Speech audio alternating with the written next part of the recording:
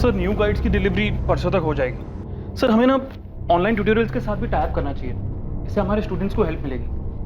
हाँ जोगिंदर, जरूर करना चाहिए, पर फिर फीस भी तो बढ़ानी पड़ेगी। सर फीस बढ़ाने के बजाय हम बैचेस बढ़ा सकते हैं। क्लासेस बढ़ेंगे तो स्टूडेंट्स बढ़ेंगे, तो रिकवर हो जाएगा। इस बैच के खत्म होने से पहले हम नया बैच शुरू नहीं कर सकते, और फिर क्लासेस बढ़ाने के बाद भी तो फीस बढ़ानी पड़ेगी ना, वरना कोई मतलब नहीं है। देखो, हम इन स्टूडेंट्स को बैंक एग्जाम के लिए तैयार करते हैं, जिससे ये जॉब लेके सारी जिंदगी पैसा कमाते हैं, इसलिए थोड़ी एक्स्ट्रा फीस तो भर ही सकते हैं नहीं?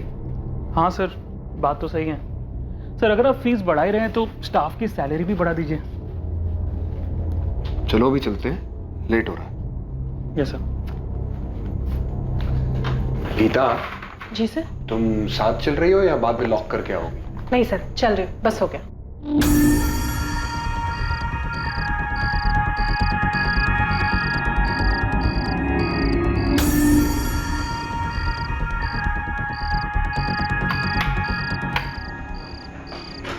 मैंने सैंपल पेपर डाउनलोड कर लिया, बाकी कल करूंगी। उस सैम्पल पेपर के साथ अगर बैंक इंटरव्यूज हो तो वो भी मेल कर देना। हाँ ठीक है। Thank you. चलो कल मिलते हैं। Yes sir. Good night. Good night sir.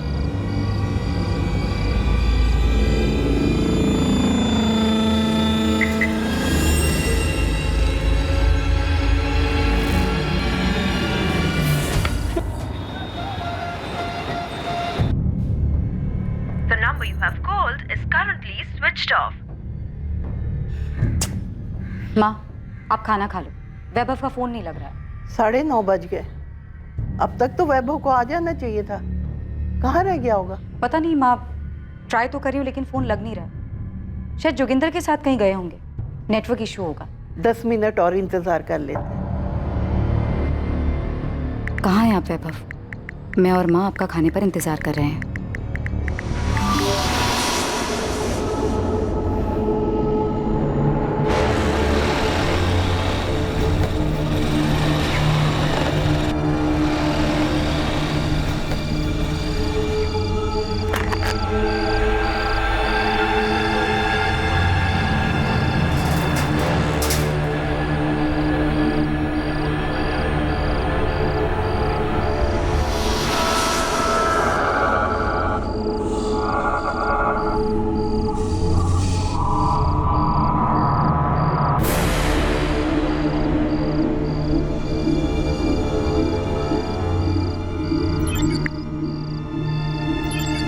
The number you have called is currently switched off. Please try again later. आरती जोशी वैभव जोशी की पत्नी, जो एवी स्टडी सेंटर का ओनर और डायरेक्टर था, उसे ढूंढते हुए स्टडी सेंटर आती है, जहां उसे अंदेशा होता है कि शायद कुछ गलत हुआ है। आरती घर वापस जाकर सेंटर के मेन गेट की डुप्लीकेट चाबी लेकर वापस आती है और दरवाजा खोलती है। स्टडी सेंटर के अंदर जिन हालात से उसका सामना होने वाला था, वो बेहद चौंकाने वाले थे।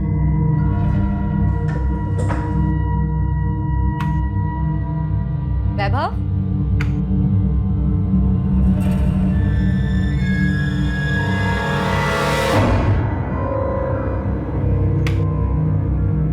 वैभव,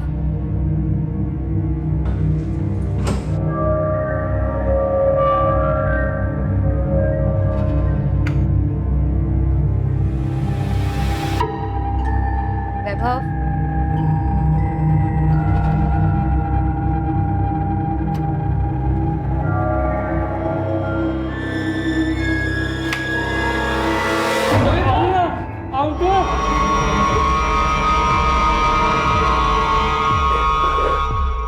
वैभव, वैभव कहाँ है? पता नहीं मैम, उन्होंने मैं बांधा और बाहर से खुंडी लगा के चले गए। क्या? आरती मैम, वो मुझे लगता है वो वैभव सर को दूसरे वाले क्लासरूम में ले गए होंगे।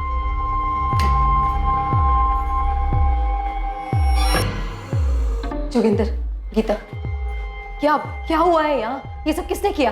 मैम वो 3 लोग थे, तीनों के पास गन्स थे। हम सेंटर से निकल ही रहे थे कि अचानक वो लोग जबरदस्ती हम तीनों को अंदर ले आए। उनमें से 2 लोगों ने मुझे और गीता को क्लासरूम 1 में बांधा और वो तीसरा आदमी वैभव सर को अपने साथ ले गए। ये लोग वैभव को कहाँ ले गए होंगे? मैम हमें नहीं पता वो वैभव सर को कहाँ ले गए, या उनके साथ क्या किया? हमें दूसरे कमरे में बंद करके बाहर से कड़ी लगाकर चले गए। वो 3 थे, उनमें से 2 हमें क्लासरूम में लेकर गए और बांध दिया। उसके बाद वो तीसरा आदमी भी वहाँ। तुम्हें उन तीनों की शक्लें याद हैं? शक्ल दिखी ही नहीं, उन तीनों का चेहरा कपड़ों से ढका हुआ था। वैभव कहाँ है? कहाँ ले गए वो लोग उन्हें? आरती मैम, हमें नहीं पता वैभव सर कहाँ है। गीता, तुम्हारे साथ कोई सेक्सुअल असॉल्ट, कोई जोर जबरदस्ती की उन्होंने? होगा, फिर ऐसा कुछ नहीं हुआ। हमारे लास्ट बैच की क्लास 7:30 बजे खत्म हुई थी।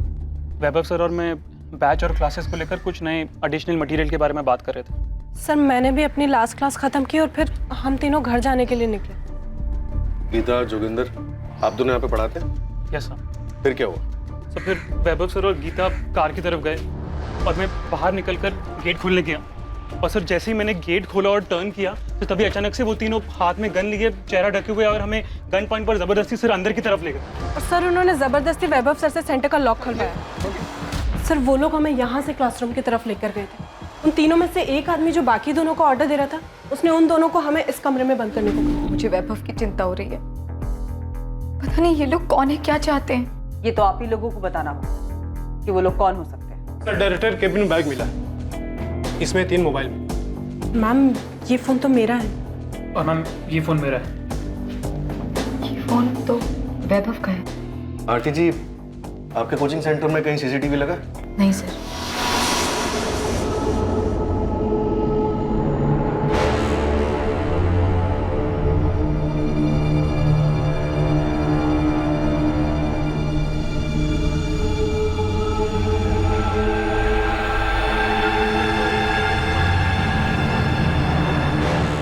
आरती बेटा, कौन है ये लोग और क्या चाहते हैं?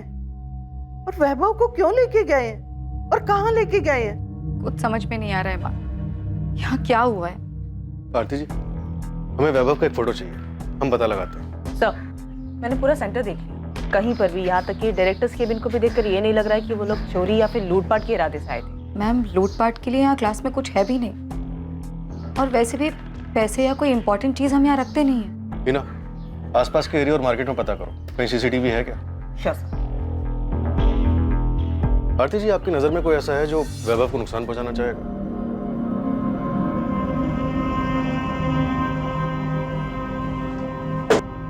आरती जी, हमने जोगिंदर और गीता से 3 बार पूछताछ की। उनके बयान से यही सामने आया है कि वो तीनों नकाबपोश आपके पति वैभव जोशी के लिए आए थे। लेकिन क्यों? वो लोग मेरे पति वैभव को ही क्यों ले गए? सर, वैभव की किसी से क्या दुश्मनी हो सकती है? 5 साल से कोचिंग क्लासेस चला रहा है, पढ़ाने का काम करता है, बिल्कुल सीधी सादी जिंदगी है उसकी। और मोहन जी, आपके जीजा वैभव जोशी की सीधी सादी जिंदगी में कुछ तो टेढ़ा हुआ होगा, जो 11 अगस्त की रात को 3 बंदूकधारी बंदूक की नोक पर उन्हें उठाकर ले गए, उनका मोबाइल पीछे छोड़ गए। इतनी प्लानिंग के पीछे कोई तो वजह होगी। सर, मुझे तो कुछ नहीं पता। आरती, उन्होंने तुम्हें कुछ बताया था? नहीं भैया, मुझे उन्होंने कुछ नहीं बताया था ऐसा। और इनफैक्ट आप माँ जी से भी पूछ सकते हैं, उन्हें भी कुछ नहीं पता। और आरती जी, कुछ तो है, क्योंकि जो 3 लोग आए थे वो ऐसे नहीं आए, वो पूरी प्लानिंग के साथ आए थे। प्लीज आप लोग मेरे पति को ढूंढिए।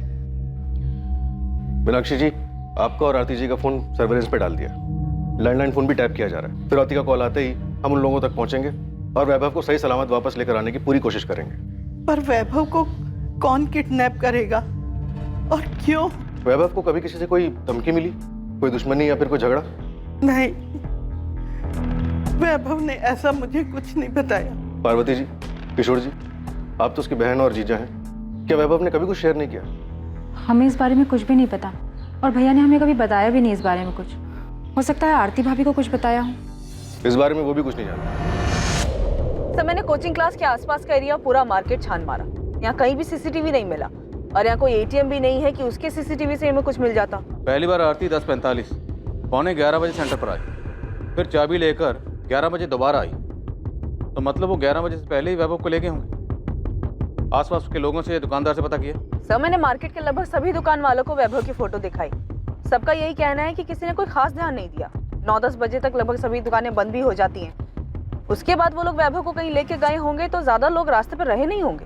ठीक है, सेंटर के लोगों से बात करनी पड़ेगी। इस कोचिंग सेंटर में कुछ तो अजीब हुआ। 11 अगस्त की घटना निश्चित तौर पर एक ऐसे हैरतअंगेज जुर्म की तरफ इशारा कर रही थी, जहां 3 हथियारबंद नकाबपोशों ने हमला तो किया, लेकिन जोगिंदर और गीता को बिना नुकसान पहुंचाए सिर्फ वैभव जोशी को साथ लेकर फरार हो गए। यह घटना क्या वाकई किडनैपिंग की थी या सिर्फ वैभव जोशी को चोट पहुंचाने की एक सोची समझी साजिश?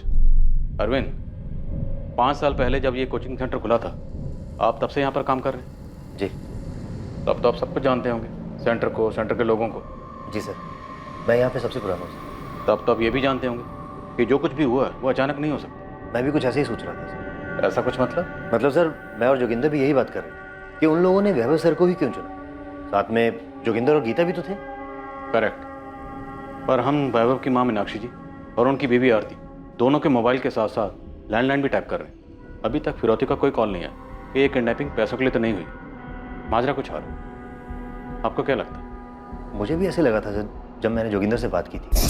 अरविंद, एक सेकंड के लिए तो लगा कि वो लोग मुझे मार देंगे, और जिस तरह से वो गीता को देख रहे थे लगा कि बहुत गलत होने वाला है। वो 3 लोग आए और सिर्फ वैभव सर को ले गए।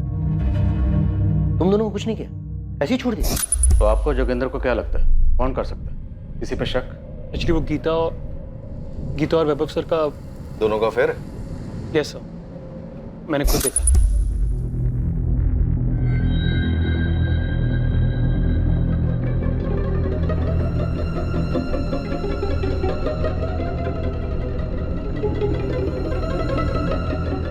सर एक्चुअली अरविंद को भी उनके अफेयर के बारे में पता है, इसलिए हमें ऐसे लगा कि इस तरह से 3 लोग आए और सिर्फ वैभव को उठाकर ले गए।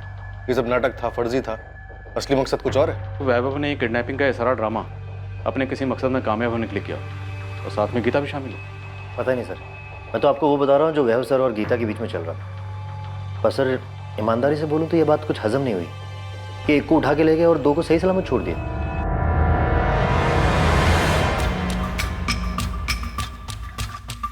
हम वैभव और गीता के कॉल रिकॉर्ड्स देख रहे हैं कि क्या उन्होंने किसी हिस्ट्री शीटर को हायर किया था ऐसा कुछ करने के लिए। बाकी तो अपने लेवल पे पता कर। ठीक है साहब, मैं अपना नेटवर्क काम पे लगा देता हूँ। बाकी अगर ये अंदर की मिली भगत है तो मुझे लगता नहीं कि किसी हिस्ट्री शीटर को ये काम दिया होगा, बल्कि 99.9% बोल सकता हूँ कि गन भी नकली होंगी। अपनी थ्योरी लगाना बंद कर उस्मान, और जो बोला है वो पता कर कि क्या ऐसा कुछ कोई ड्रामा था, और इस ड्रामे को खेलने के लिए क्या किसी हिस्ट्री शीटर को हायर किया गया था।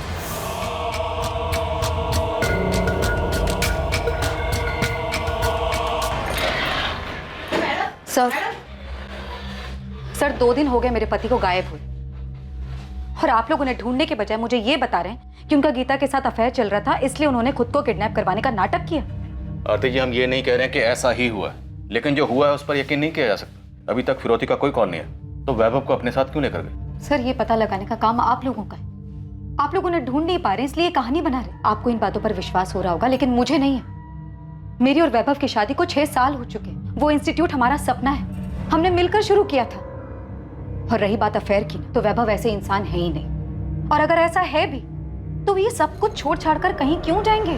आरती जी, हम किसी नतीजे पर नहीं पहुंच रहे। हम सिर्फ इतना कह रहे हैं कि ऐसा भी हो सकता है। हमने वैभव की तस्वीर वाराणसी के सभी पुलिस स्टेशन में भिजवा दी। पुलिस अपना काम कर रही है। हम 11 अगस्त की सारी सीसीटीवी फुटेज खंगाल लें ताकि कहीं से कोई सस्पेक्ट गाड़ी नजर आ जाए, और अभी तक ऐसा कुछ सामने नहीं है। लेकिन आपके सेंटर से जो बात सामने आई है वो फैक्ट है। वैभव और गीता का अफेयर था। उस रात जो 3 बंदूकधारी कोचिंग सेंटर में आए थे, उन्होंने गीता और जोगेंद्र को वहीं छोड़ा और आपके पति वैभव जोशी को साथ में ले गए। आप खुद सोचिए और बताइए, उन 3 लोगों ने ऐसा क्यों किया? गीता, वैभव जोशी कहाँ है? मुझे कैसे पता होगा वो कहाँ है? और आप ये मुझसे क्यों पूछ रहे हैं? ये नाटक बंद करो समझी, क्योंकि हमें पता चल चुका है कि तुम्हारा और वैभव का अफेयर चल रहा है। हाँ, मेरा और वैभव सर का अफेयर चल रहा है, पर इसका मतलब ये तो नहीं ना कि मैंने उनकी किडनैपिंग करवाई है। अगर तुमने नहीं करवाई तो फिर किसने करवाई? वैभव ने। वो अपनी किडनैपिंग खुद क्यों करवाएगा? अरे माना हम रिलेशनशिप में, पर इस किडनैपिंग से हमारा क्या फायदा हो सकता है? आप ही बताइए, क्योंकि ये भी तो आप ही का कहना है कि किडनैपिंग फेक है। खुद को किडनैप करा के वैभव सर को क्या मिलेगा? तो तुझे लगता है कि वो सच में किडनैप हुए हैं? मोहन भैया, ये पुलिस क्या अनाप शनाप बोल रही है? उनका कहना है कि वैभव और गीता का अफेयर चल रहा है, जबकि मैं जानती हूँ ऐसा कुछ भी नहीं है। आरती, तुम्हें कोचिंग क्लासेस से ब्रेक लिए हुए पूरा 1 साल हो चुका है। तो क्या हुआ? वैभव मेरा बेटा है, मैं उसे अच्छी तरह जानती हूँ। माँ जी, आरती, हम सब जानते हैं कि वैभव कैसे है, मगर उस गीता ने पुलिस के सामने बयान दिया है कि उसका वैभव के साथ में अफेयर चल रहा है। ये गीता वीता जो कोई भी हो ना, झूठ भी तो बोल सकती है। मगर माँ जी, अगर किसी औरत का किसी शादीशुदा मर्द के साथ नाम जुड़ता है और वो बात सच भी हो तो भी औरत मानती नहीं है, झुटला देती है। लेकिन यहाँ तो उल्टा ही हो गया है। गीता सीना ठोक कर कह रही है कि उसका और वैभव भाई साहब का अफेयर है। ठीक है, उसने मान लिया, मैंने भी मान लिया कि गीता और वैभव का अफेयर चल रहा है। लेकिन इससे ये कैसे साबित होता है कि मुझे छोड़कर गीता के साथ जाने के लिए उन्होंने खुद को किडनैप करवा लिया? क्यों? अब भी आप यही कहेंगे कि आपको नहीं पता वैभव कहाँ है? हाँ हाँ हाँ, और कैसे कहूँ, कितनी बार कहूँ आपसे? मैं सिर्फ कह ही नहीं रही हूँ, मुझे सच में नहीं पता वैभव सर कहाँ है। ठीक है, अभी आप जा सकती हैं, लेकिन सिर्फ यहाँ से, वाराणसी से बाहर नहीं, क्योंकि अब तो आपको पता है ना कि हमें पता है कि आपके और वैभव के बीच में क्या चल रहा है। सर 4 दिन हो गए, गीता और वैभव के कॉल रिकॉर्ड शांत हुए, लेकिन ऐसा कुछ नहीं मिला जिससे लगे कि ये दोनों ऐसी कोई प्लानिंग कर रहे थे। देखा जाए तो आरती का पॉइंट तो सही है। इस तरह खुद को किडनैप करवा के वैभव को क्या हासिल होगा? उसके बैंक अकाउंट तक आरती के साथ ज्वाइंट में है। एक पैसा इधर से इधर नहीं हुआ। बात तो सही है सर, वैभव ऐसा क्यों करे? कोचिंग क्लासेस खोलना उसका सपना था। एग्जैक्टली, वही तो पॉइंट। हेलो, आपको अंदाजा है हमारे देश में कितने लोग बेरोजगार हैं? कौन बोल रहा? देश में फैली बेरोजगारी का अंदाजा है कुछ? पहले तुम बताओ, तुम बोल कौन रहे हो? मैं वो हूँ जिसका कोई चेहरा नहीं है, उन लाखों करोड़ों में से एक बेरोजगार जो एक नौकरी पाने के लिए दर दर ठोकरे खा रहा है। तुम ये बताओ कि मुझसे क्या चाहते हो? 1 साल की कोचिंग की फीस 60,000 रुपये, 40,000 रुपये ऊपर से नौकरी दिलवाने की गारंटी के। कितने हुए? पूरे 1 लाख रुपए। मैं अकेला नहीं हूँ जिसने 1 लाख रुपए भरे। 1 लाख भरने के बाद भी नौकरी नहीं है। क्या इस सब का वैभव जोशी के एवी कोचिंग सेंटर से कुछ लेना देना है? जब कोई बिना रोजगार भूखा मरता है ना, पूरे 1 लाख रुपए भर के, तब उसकी परेशानी किसी को नहीं दिखती, उसकी समस्या, उसकी मेहनत। पर अब मैं निश्चिंत हूँ, क्योंकि अब आपके पास भी एक परेशानी है, ये जानने की कि जिसने मुझे परेशान किया उसके साथ क्या हुआ, क्यों हुआ। हेलो हेलो दिलीप, पता करो ये फोन कहाँ से है। पता करता हूँ सर।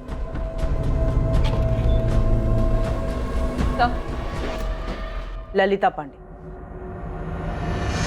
अब कौन सी नई गुत्थी लाई? सर गीता से पहले एक और लेडी टीचर थी कोचिंग क्लास में, 2 साल पहले एवी स्टडी सेंटर में पढ़ाती थी। पक्का ललिता, ये महीना जाने दो, अगले महीने तुम्हारी सैलरी बढ़ाने के बारे में पक्का बात करें, देखते हैं कितनी बढ़ा सकते हैं। Thank you Vaibhav sir. मेरी कुछ समझ में नहीं आ रहा तुम क्या बोल रही हो। मैं बस ये जानना चाहती हूँ कि तुम्हारे और ललिता के बीच क्या चल रहा है। क्या चल रहा है?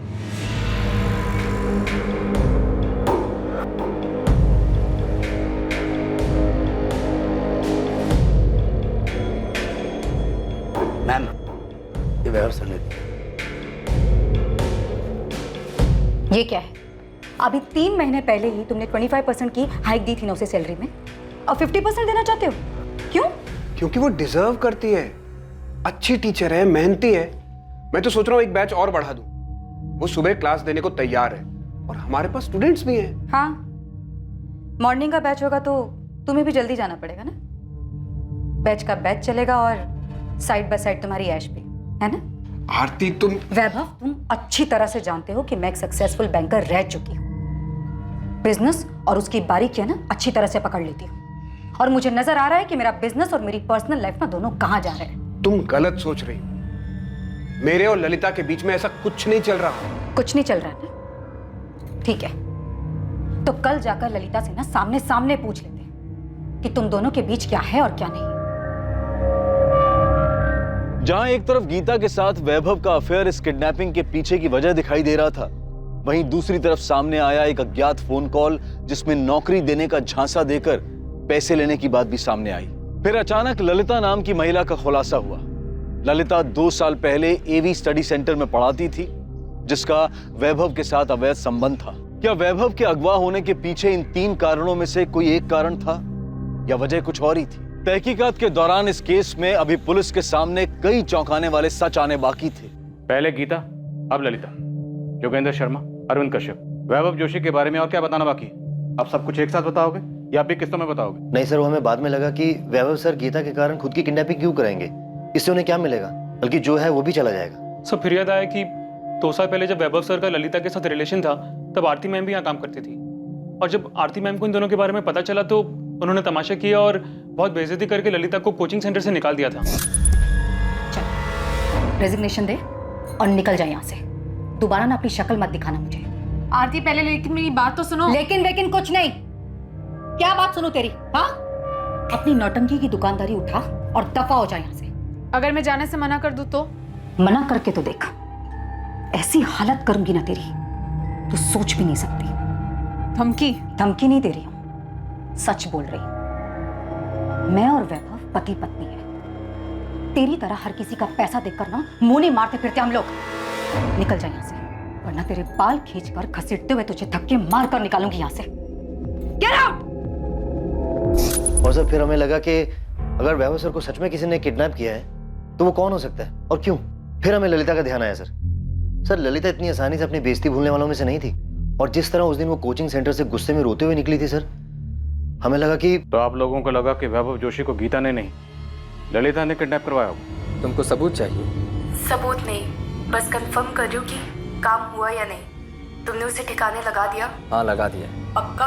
तुमने ये काम किसी और पे तो नहीं छोड़ा? नहीं, मैंने खुद किया है। तुमको हम पे भरोसा नहीं है क्या? यकीन करो, हमने काम पूरा कर दिया।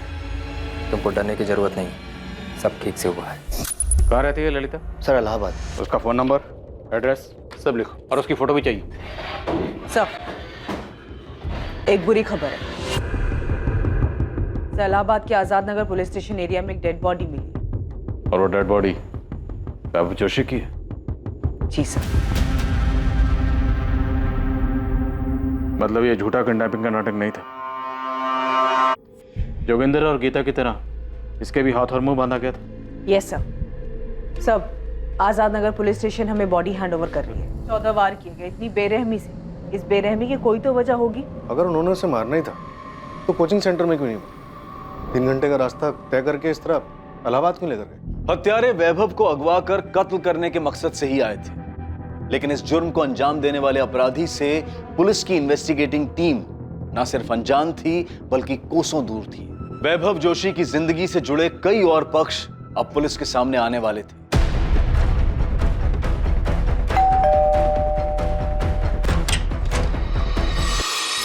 ललिता पांडे? जी मैं ही हूँ ललिता पांडे। अगर आप ललिता पांडे हैं तो फिर आपको ये भी मालूम हुआ होगा कि वैभव जोशी का मर्डर हुआ है। नहीं, अभी आप ही से पता चला, बुरा लगा सुनकर। अच्छा, हमने सुना है कि एक टाइम था जब आप दोनों काफी करीब थे। सही सुना है आपने, थी। सर एक्चुअली ये बात यहाँ सबको पता है कि नौकरी की गारंटी के लिए कुछ कैंडिडेट एक्स्ट्रा पैसे दिया करते थे, पर हाँ ये है कि सबके साथ ऐसा नहीं होता था। यस सर, क्योंकि मुझसे भी वैभव सर ने कभी कोई ऐसी बात नहीं कही और ना ही कभी फीस के अलावा कोई पैसे दिए। हाँ, मैंने भी नहीं दिए सर, और ऐसी कोई बात भी नहीं हुई थी। तो फिर किसके साथ होता था? सर मैंने बोला तो कि सिर्फ इधर उधर से सुना है, पर्सनली मैं किसी को नहीं जानता और ये भी यकीन से नहीं कह सकता कि किसी ने पैसे दिए भी हैं या नहीं।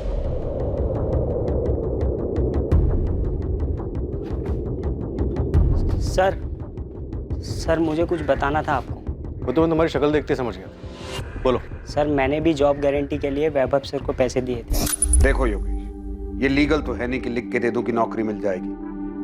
हाँ, जबान दे सकता हूँ कि नौकरी मिल जाएगी।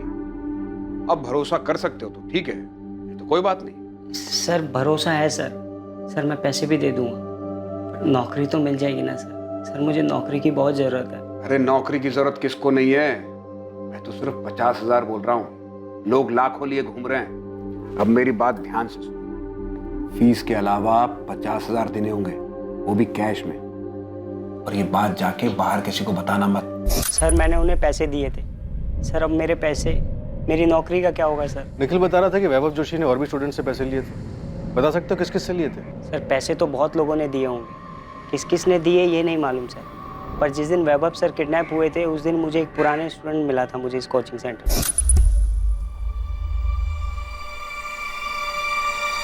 तुम एवी स्टडी सेंटर में हो? हाँ। नौकरी की गारंटी के लिए पैसे दिए हो? दिए हो तभी इतने परेशान दिख रहे हो इनके गायब होने से। आपको कैसे मालूम कि मैंने पैसे दिए हुए? तुम अकेले नहीं हो जिसे नौकरी का जासा डालकर ये कमीना पैसा लिया है। अरे ऐसा मत बोलो भाई, मैंने पूरे 50,000 रुपए दिए। 40 से 50 का डाला? 50,000 तो डूब गए, ना नौकरी मिलेगी और ना ही पैसा। क्या पता, शायद वैभव जोशी भी कभी ना मिले। उसने कहा था कि वैभव जोशी नहीं मिलेगा। हाँ सर, कुछ ऐसा ही बोला था उसने। कौन था ये लड़का? कौन था ये तो नहीं मालूम सर, ना मैंने उसे नाम पूछा ना उसने बताया कुछ। इसी कोचिंग क्लास में आता था वो? मैंने उसे देखा तो नहीं कभी, पर कभी तो आया होगा ना सर, तभी तो उसको मालूम है कि वैभव सर नौकरी की गारंटी के लिए पैसे लेते हो।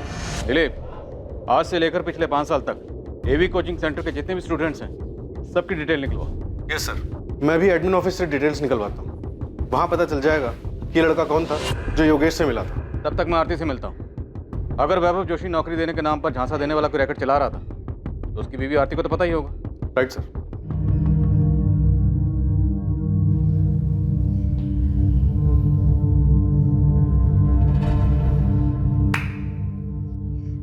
सही काटा फेंका ना, अब वो अपने आप रास्ता ढूंढते रहेंगे। अबे एक्टिंग क्या कर रही तूने यार, जबरदस्त एकदम।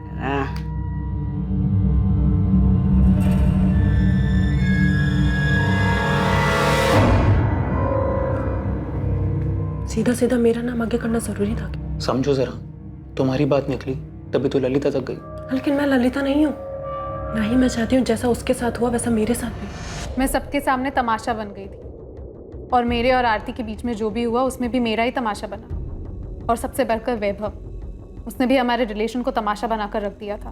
वैभव ने आपके प्यार का तमाशा बनाया तो आपने बदला ले लिया, जान से मार दिया। बदला? 2 साल बाद बदला लेकर मुझे क्या मिलेगा? मैंने जो खोया है वो वापस कभी नहीं आ सकता। प्यार करती थी मैं वैभव से, शादी करना चाहती थी उससे। अगर तुम आरती को छोड़ दोगे तो उसकी सारी बदतमीजियों का जवाब मिल जाएगा उसे। निकाल बाहर करो आरती को प्लीज वैभव। वैभव, हम साथ में मिलकर अपनी एक नई कोचिंग क्लासेस शुरू कर सकते हैं। डिवोर्स दे दो आरती को। ये जगह मेरे अकेले की नहीं है, उसका भी हिस्सा है इसमें, और सिर्फ उसका ही नहीं, उसके भाई का भी हिस्सा है। उसे डिवोर्स दे दूंगा तो मैं बर्बाद हो जाऊंगा। मैं उस कमीनी ललिता को ना क्लासेस से निकाल रही हूँ। अगर तुमने उसे वापस रखने के लिए कोई भी गेम खेला ना वैभव, सच में मैं भाई से बोल दूंगी कि अपने शेयर वापस ले ले। मैंने अपनी सारी ज्वेलरी, अपनी सारी मेहनत की कमाई, सब कुछ लगा दिया इस जगह को खरीदने के लिए। ललिता को मैं निकाल रही हूँ, और उसे वापस रखने के लिए अगर कोई भी चाल चली ना तुमने, तो ये जितना भी कुछ है ना सब छीन लूंगी, बर्बाद कर दूंगी तुम्हें। तुम तो बहुत ही घटिया आदमी निकले, कायर किस्म के। प्यार नाम की कोई चीज नहीं है तुम्हें। प्यार तो क्या, तुम्हारे अंदर विल पावर तक नहीं है कि तुम अपने भरोसे, अपने दम पर मेरे साथ अपनी एक नई कोचिंग क्लासेस खड़ी कर सको। तुम्हें जो समझना है समझो, लेकिन अच्छा यही है कि तुम चली जाओ यहां से। मैंने इतनी मेहनत के साथ ये सब कुछ खड़ा किया है, मैं इसे खो नहीं सकता, नहीं छोड़ सकता इसे। तब सच में मेरा मन किया कि मैं मार दूं, उसे भी और उस आरती को। वैभव तो मर चुका है, अब किसकी बारी है? आरती की। तब तो आप आरती के बारे में भी इतनी छानबीन करेंगे ना जितनी मेरे बारे में की है। ललिता, हमें आदत है लोगों को एक दूसरे पे इल्जाम लगाते देखने सुनने की। इल्जाम नहीं लगा रही हूँ, सीरियसली पूछ रही हूँ। आपको क्या लगता है आरती अपने पति का मर्डर नहीं करवा सकती?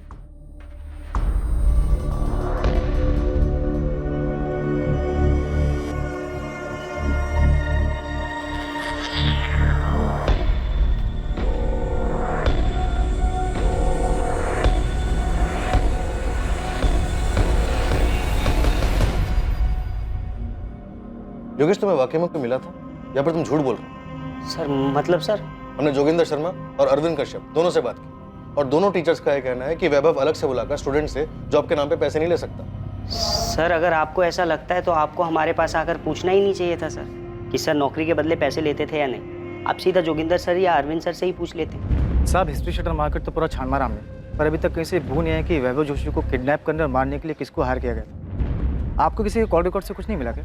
हम अभी तक वैभव जोशी के एक्स्ट्रा मैरिटल अफेयर और एक टिप कि वो नौकरी के नाम पर पैसे खाता था, बस इसी में झूल रहे। सर, आप वैभव की पत्नी आरती को खंगाली। मैं भी थोड़ा डीप में जाता हूँ, पता नहीं क्यों मुझे ऐसा लगता है कि ये मैटर आरती से कनेक्टेड है। सर ललिता भी यही तुक्का लगा रही थी। किसी के कॉल रिकॉर्ड से कुछ नहीं मिला, एक भी नंबर ऐसा नहीं मिला जिससे लगे गड़बड़ हुई। नहीं सर, लेकिन वैभव के कॉल रिकॉर्ड से इतना पता चला है कि वो अपनी कोचिंग सेंटर की कई लड़कियों के साथ टच में था, और जब मैंने उन सभी लड़कियों से बात की तो सबका यही कहना है कि वो सब क्लासेस और पेपर्स के बारे में बातचीत करती थी। शादीशुदा होकर 2 साल पहले तक ललिता से अफेयर था। ललिता के जाने के बाद 6 महीने पहले ये गीता आई, फिर इसके साथ शुरू हो गए एक और अफेयर। सर ये गीता, ये यहाँ सिर्फ टीचर बनकर नहीं आई, ये इससे पहले सेंटर में स्टूडेंट भी रह चुकी है। सर, जिस नाराज बेरोजगार का आपको कॉल आया था, मैं वो हूँ जिसका कोई चेहरा नहीं है। उसका नाम, एड्रेस सब फर्जी। उस सिम से सिर्फ एक ही फोन किया गया था जो आपको आया था। और सर वो योगेश पाल, जिसने हमें लीड दी थी कि वो कोचिंग क्लास के किसी एक्स स्टूडेंट से मिला था, जिसने बताया था कि वैभव नौकरी का लालच देकर पैसे लेता था। नजर रखो इस योगेश पाल पर। जिस बेरोजगार की बात कर रहा है हो सकता है ये खुद ही हो और झूठ बोलकर हमें गुमराह कर रहा है।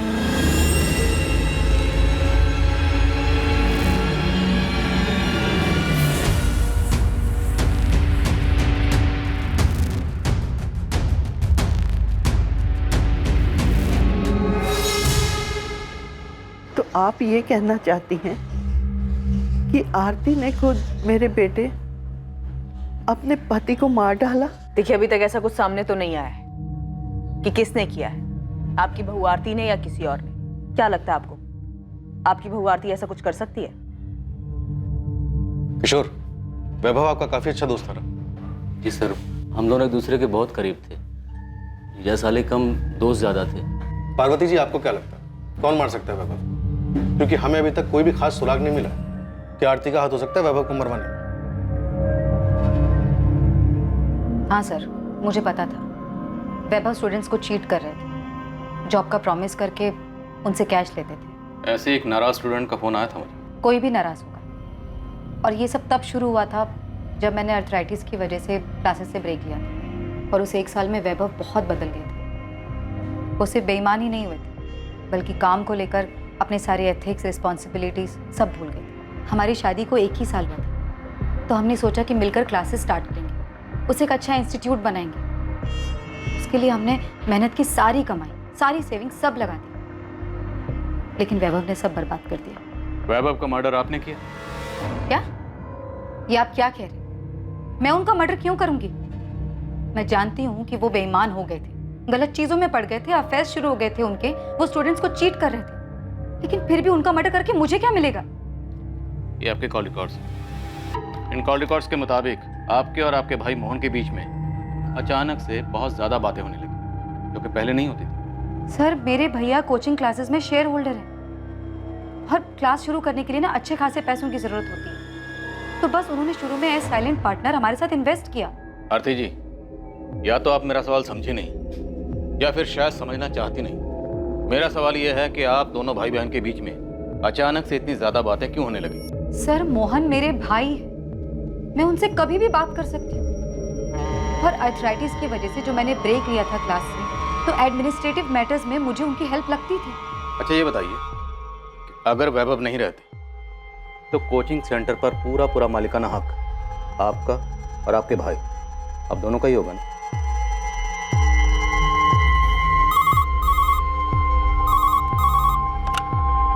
हेलो, उस्मान बोल रहा हूँ। आरती भी आपके सामने है।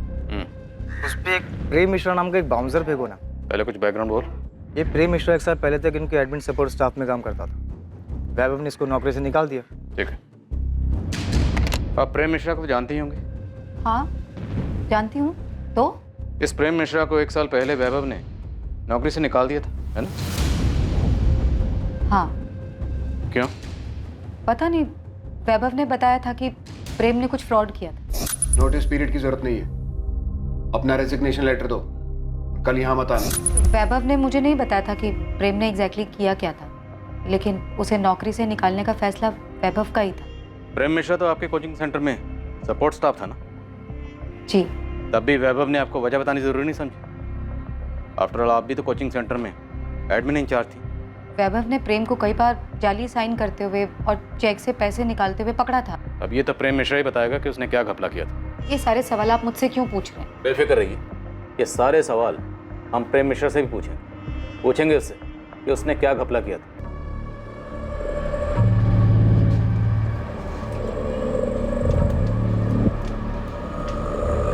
सर, मेरी टीम योगेश पाल पे नजर रख रही थी। योगेश पाल ही हमें प्रेम मिश्रा तक लेके गए।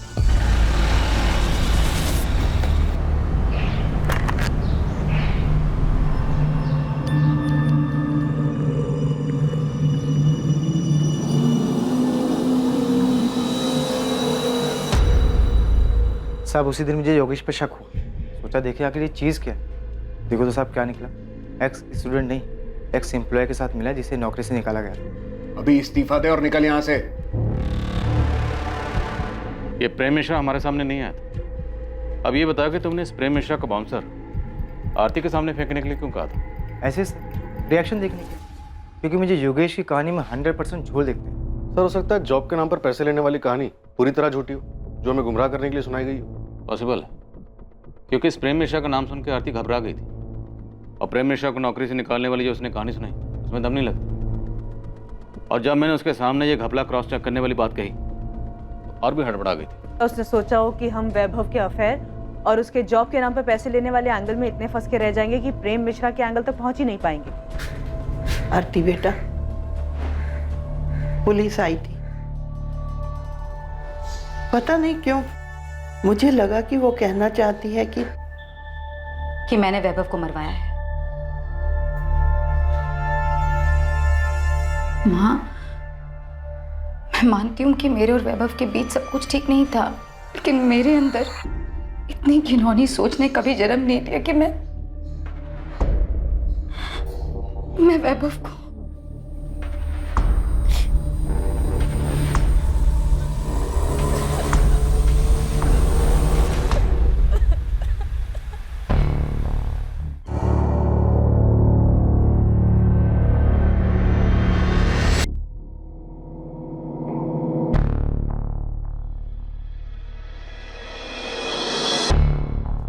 मैडम ने आप लोग को बुलाया है।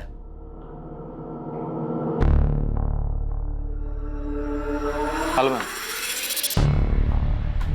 Please have a seat. आपकी चिट पढ़ी मैंने, उसमें लिखा था कोचिंग क्लासेस के जीएसटी भरने में कुछ प्रॉब्लम है, लेकिन सुरेश जी ने मुझे इस बारे में कुछ नहीं बताया। सुरेश जी आपको कॉल कर रहे थे लेकिन आपका फोन नॉट रीचेबल आ रहा। मैं आपको सब समझा देता हूँ, एक सेकंड। ये देखिए, ये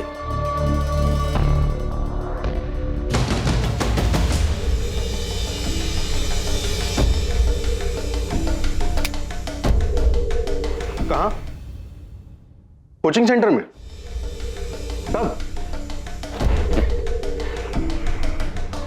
सर आपको वैभव जोशी याद है? हाँ, वो एवी कोचिंग सेंटर वाला ना? हाँ सर, उसकी बीवी आरती जोशी का मर्डर हो गया।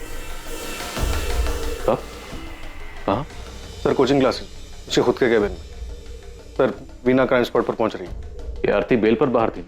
Yes sir. आप मुझ पर ये इल्जाम नहीं लगा सकते। हाँ, मैं मानती हूँ प्रेम के साथ मेरा अफेयर था, लेकिन ये अफेयर मैंने वैभव से बदला लेने के लिए किया था। आरती जोशी, बहुत हो गया, बहुत घुमा लिया, अब खेल खत्म। हमें पता है कि आपने प्रेम मिश्रा के साथ मिलकर ये सारी प्लानिंग की। मैंने कोई प्लानिंग नहीं की, किसी को नहीं मारा है।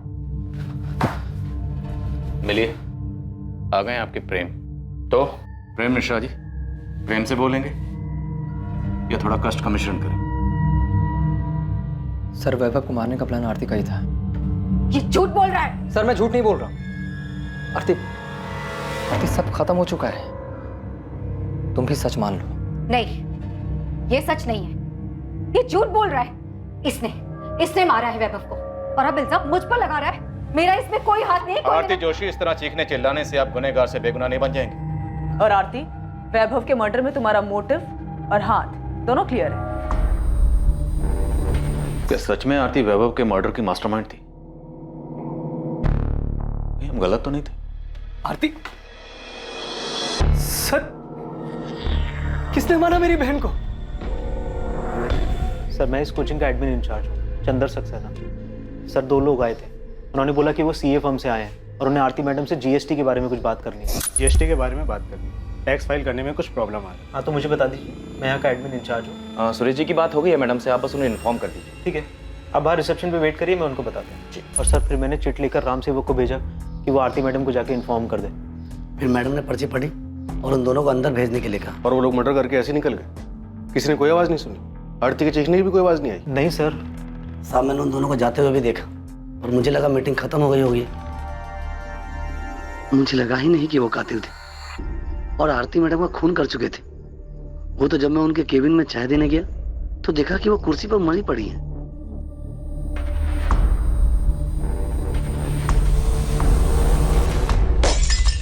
तुमने नहीं भेजा, पर तुम्हारी आरती से बात हुई थी ना कि जीएसटी को लेकर कुछ क्या? कोई बात नहीं हुई। सर, मैंने आपसे कहा था ना, मेरे सीए ने किसी को नहीं भेजा। मेरी भी अपनी सीए सुरेश पुजारी से बात हुई, ना तो उसने आरती से कोई बात की थी, ना उसने किसी को भेजा। तो कौन हो सकता है जो सीए के ऑफिस का बहाना करके आरती से मिलने आया और उसे मारकर चला गया? मुझे कैसे पता होगा सर? मेरी बहन को कोई मार के चला गया। मेरे लिए यही मानना मुश्किल हो रहा है अभी। तो आरती 6 महीने पहले ही सेंट्रल जेल से बेल पे बाहर हुई और अब इसका मर्डर हो गया। सर शायद वैभव जोशी मर्डर केस की फाइल हमें वापस खोलनी चाहिए।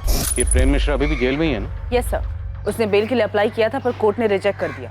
वो अभी भी सजा काट रहा है। अरे मिश्रा, वो तेरी जोड़ीदार आरती जोशी, मर्डर हो गया उसका।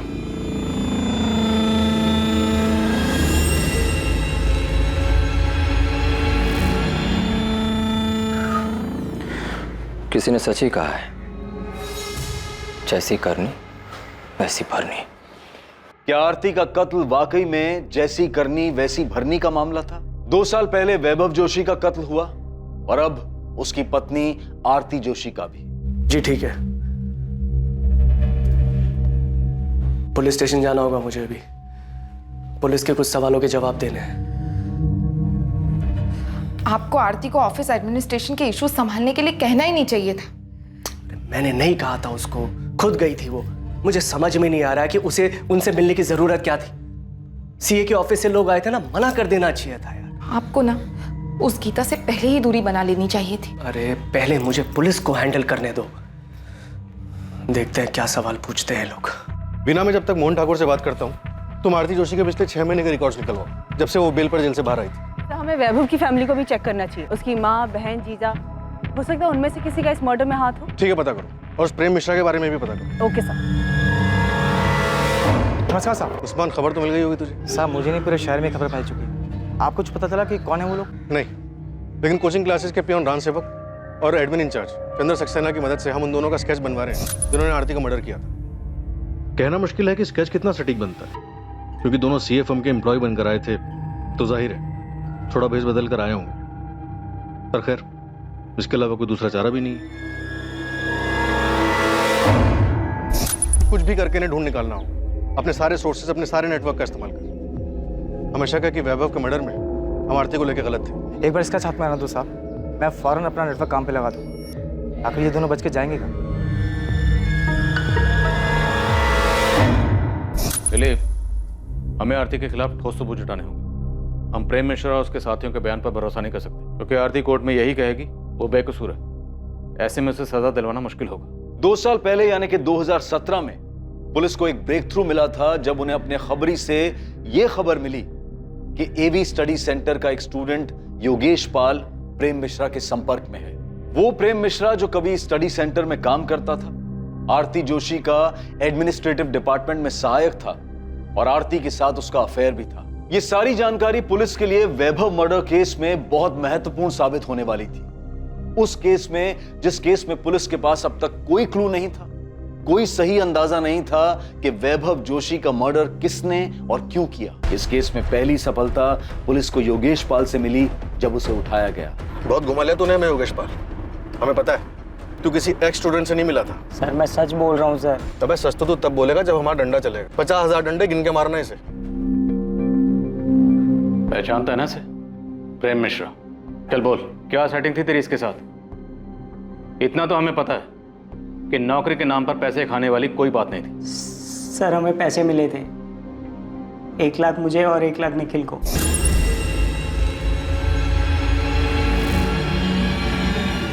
किसने दिए थे? प्रेम मिश्रा ने? हाँ सर। तो मतलब ऐसा कोई एक्स स्टूडेंट था ही नहीं जिसे तू रेस्टोरेंट में मिला था? नहीं सर। पुलिस स्टेशन में जो फोन आया था वो किसने किया था? मैंने किया था सर। मैं वो हूँ जिसका कोई चेहरा नहीं है, उन लाखों करोड़ों में से एक जो बेरोजगार घूम रहा है। क्या इस सब का वैभव जोशी के एवी कोचिंग सेंटर से कुछ लेना देना है? जब बिना रोजगार कोई भूखा मरता है ना, वो भी 1 लाख रुपए भर के, तब उसकी परेशानी किसी को नहीं दिखाई देती। पर अब मैं निश्चिंत हूँ, क्योंकि अब आपके पास भी एक परेशानी है, ये जानने की कि जिसने मुझे परेशान किया उसके साथ क्या हुआ, क्यों हुआ। सर मैंने वैभव सर को नहीं मारा सर। मुझे और निखिल को 1-1 लाख रुपए मिले थे सर। सर उस दिन जब आप कोचिंग सेंटर आए थे ना सर, तो हमने पहले ही प्लान बना लिया था कि निखिल वो पैसे लेकर नौकरी देने वाली बात उठाएगा और मैं आपको वो पुराने स्टूडेंट की कहानी सुनाऊंगा। योगेश, तू पुलिस को फ़ोन करेगा। उसके बाद जब पुलिस पूछताछ के लिए स्टडी सेंटर आएगी तो निखिल तू पैसे लेकर के नौकरी देने वाली बात को हवा देगा। फिर तू पीछे से पुलिस के पास जाएगा और आग में घी डालेगा कि तुझे एक स्टूडेंट मिला था और उन्हें हिंट देगा कि वैभव को शायद उसी ने मारा। तुमने और निखिल ने प्रेम मिश्रा से पैसे लिए, उसका काम किया और अब कह रहा है कि तुझे नहीं पता। सर मुझे सचमुच नहीं मालूम सर कि उस मिश्रा ने वैभव सर को मारा है या नहीं, पर सर इतना पता है कि उनका कुछ हाथ है इसमें। कुछ हाथ होना भी जुर्म होता है और जितना तेरा और निखिल का है ना वो भी जुर्म है। सर गलती हो गई सर। सर मुझे पैसे की जरूरत थी सर, मुझे माफ कर दो सर, गलती हो गई सर।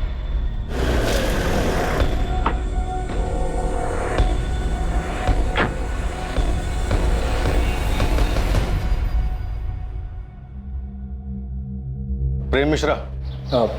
जी। योगेश पाल और निखिल कनौजिया हमारी कस्टडी में है। तुझे याद करके बहुत रो रहे हैं। चल। आरती, तुम्हें क्या लगा था कि हम कभी इस एंगल में जाएंगे ही नहीं, कि एक पत्नी अपने ही पति की किडनैपिंग और मर्डर की प्लानिंग कर सकती है? ये सब झूठ है, मैंने ऐसा कुछ नहीं किया। मैंने अपने आज तक के पुलिस के करियर में किसी भी मुजरिम को नहीं देखा कि अब एक बार में अपना जुर्म कबूल कर ले। सर, वैभव को मारने का प्लान आरती का था। ये झूठ बोल रहा है। आरती, सब खत्म हो चुका है, तुम भी सच मान लो। नहीं, ये सच नहीं है। इसने मारा है वैभव को और अब सारा झूठा इल्जाम मुझ पर लगा रहा है। मैंने कोई प्लानिंग नहीं, मैंने किसी को नहीं मारा है। आप लोग सब लोग मिलकर मुझे फंसाने की कोशिश कर रहे हैं। हाँ, ये झूठी कहानी बना रहे हैं आप लोग। अरे इसने मारा होगा वैभव को अपने या किसी और फायदे के लिए। प्रेम मिश्रा ने अपना जुर्म कबूल किया और अपने दोनों साथियों के नाम बताए, जिसके आधार पर पुलिस ने प्रकाश वर्मा को अरेस्ट किया। वैभव के कत्ल और किडनैपिंग में प्रेम का दूसरा साथी कमलेश जायसवाल भी पुलिस की गिरफ्त में था।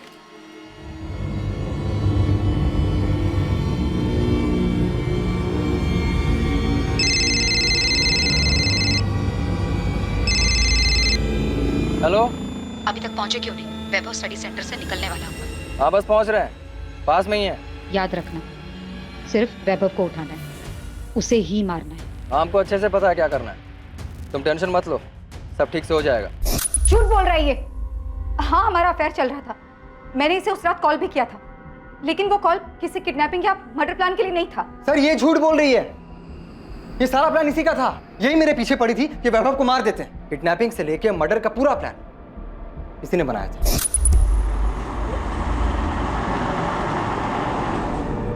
आरती के प्लान से अलग अगर कुछ हुआ था तो बस इतना कि ट्रैफिक की वजह से हम पहुंचने में थोड़ा लेट हो गए थे। जब हम पहुंचे तो वैभव गीता और जोगिंदर के साथ बाहर निकल रहा था।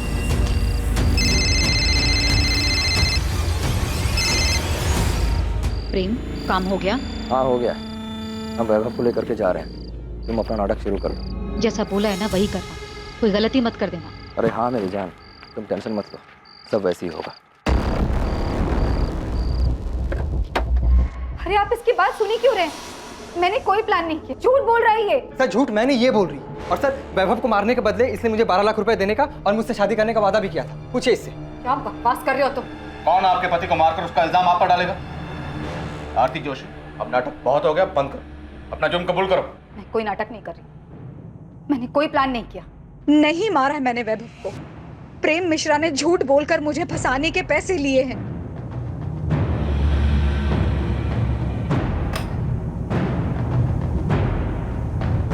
जी, ये मीनाक्षी जोशी जी से मिलना था हमें। उनका फोन नॉट रीचेबल आ रहा और घर पे भी ताला लगा है। मीनाक्षी जी तो ये कोठी 8 महीने पहले ही बेचकर चली गई हैं। अब उनके बेटे के साथ जो हुआ उसके बाद तो वो काफी टूट चुकी थी। यहाँ से कहाँ गई है वो? सुना है शायद अब वो वृद्धाश्रम में रह रही है। अब बेचारी करती भी तो क्या, अब उनका देखभाल करने वाला भी तो कोई नहीं बचा। आप बता सकती हैं कौन से वृद्धाश्रम में है वो? नाम तो नहीं पता, पर 80 घाट के आसपास ही है कहीं। अब आप उनकी बेटी पार्वती से पूछिएगा, शायद उसे पता होगा। अगर अब भी अपनी माँ की परवाह करती होगी तो। और कितना करेंगे? जितना कर सकते थे किया, बाकी हमारी भी तो जिंदगी है। घर है, गृहस्थी है, अपना देखें या दूसरों का करते फिरे। देखिए, वैभव के जाने के दुख से माँ जी अभी तक उबर नहीं पाई हैं। सारा दिन उसके बारे में सोचकर, उसे याद करके परेशान होती रहती हैं। अब आप खुद बताइए, जो चला गया उसके लिए कब तक अफसोस करते रहेंगे? पार्वती, वो तुम्हारी माँ है। हाँ तो उन्हें भी तो समझना चाहिए ना। और वैसे भी वो हमेशा से वैभव भैया की माँ ज्यादा रही है। हमारी तो उन्हें सिर्फ मुसीबत में याद आती थी, लेकिन अब ना सब कुछ सही है। वो वहां खुश है और हम यहाँ पर खुश हैं। हमें ना तो उनसे और ना ही उनकी मुजरिम बहू आरती से कोई लेना देना है। अब लेना देना होगा भी नहीं, क्योंकि आरती का मर्डर हो गया। क्या? मर्डर कहाँ हुआ है? जेल में? उसकी कोचिंग क्लास में। आपको पता नहीं था वो बेल से बाहर आई हुई है? बेल पे बाहर आए या नरक में जाए, हमें कोई फर्क नहीं पड़ता। मेरे भाई को मार दिया, मेरी माँ को बेहाल करके छोड़ दिया, जिए या मरे बाहर में जाए, घर बेच दिया, सारा पैसा अपने पास रख लिया, मुझे एक फूटी कौड़ी तक नहीं दी। पार्वती, तुम्हारी माँ ने कोई शिकायत नहीं की। हम आरती के मर्डर के सिलसिले में आए थे। हाँ तो यहाँ क्यों आई? जाइए, उसके भाई मोहन घर जाइए। आप जाना है तो। मुझे पहले शक था कि उसने अपनी बहन के साथ मिलकर मारा वैभव को, और अब ज्यादा लालच के चक्कर में आरती को ही मार दिया होगा। मोहन ठाकुर, आरती का बड़ा भाई, जो कि आरती के स्टडी सेंटर में पार्टनर था, मुनाफे में 25% का भागीदार था। क्या आरती के कत्ल और 2 साल पहले हुए वैभव के कत्ल में भी उसकी कोई भागीदारी थी? क्या मोहन ही इन दोनों हत्याओं का मास्टरमाइंड था? मोहन, जिस पर 2 साल पहले भी पुलिस का ध्यान गया था, पर तब पुलिस उसकी तह तक नहीं गई थी। सर, मैंने अपने सीए से फिर से बात की थी। उसने मुझे बताया कि जीएसटी फाइल करने में कभी कोई प्रॉब्लम थी ही नहीं। मोहन, अब आरती तो रही नहीं, और उसका और वैभव का कोई बच्चा भी नहीं, तो कोचिंग क्लास अब किसकी हुई? सर, मैं समझ रहा हूँ आप क्या कहना चाहते हैं, मगर आपको एक बात बता दूं कि जब आरती जेल में थी तो उसे बाहर निकालने के लिए मैंने अपना दिन रात एक कर दिया था सर। हाँ पता है, 11 लाख का बॉन्ड साइन किया था आरती के लिए। सर, सिर्फ उतना ही नहीं, बेल पर बाहर निकलने के बाद आरती हमारे साथ ही रही थी। उसके पास जाने के लिए कोई जगह नहीं थी। जाहिर सी बात है, वैभव की माँ तो उसे अपने साथ रखती नहीं, और हमने सुना है कि वैसे भी मीना। सही सुना तुमने, उन्होंने अपना घर बेच दिया और अब वृद्धाश्रम में रहती है। तो ऐसी हालत में मैंने ही उसे सहारा दिया था सर। वो अपनी जिंदगी एक नए सिरे से शुरू करना चाहती थी, मैंने पूरा सपोर्ट दिया उसे। तुम्हें पता है उसकी जमानत कभी भी खत्म हो सकती थी। तो मैं दोबारा बेल करवाता।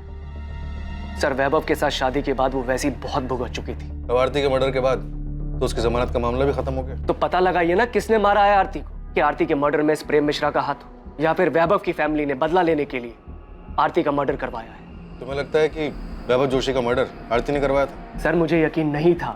मैं बार बार आपसे कह रहा था कि आरती ऐसा नहीं कर सकती, और मैं क्या, आरती ने भी आपसे चीख चीख कर यही कहा था कि उसने अपने पति को नहीं मारा है। पहले आप ही लोगों ने कोर्ट में साबित किया कि आरती ने ही अपने पति को मारा है, फिर आप ही ने उसे सजा दिलवाई, और अब आप मुझसे पूछ रहे हैं कि आरती ने सही में अपने पति को मारा था।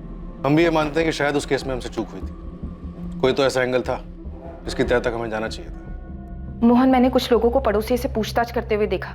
सुषमा, आरती हमारे साथ में रहती, जाहिर सी बात है ये लोग पूछताछ करेंगे। मुझे बहुत डर लग रहा है। डर को अंदर रखो, चेहरे पे मत लेकर आना। वैसे ही इन लोगों को मुझ पे शक हो गया है। मैं नहीं चाहता कि तुम्हारी वजह से कोई मुसीबत खड़ी।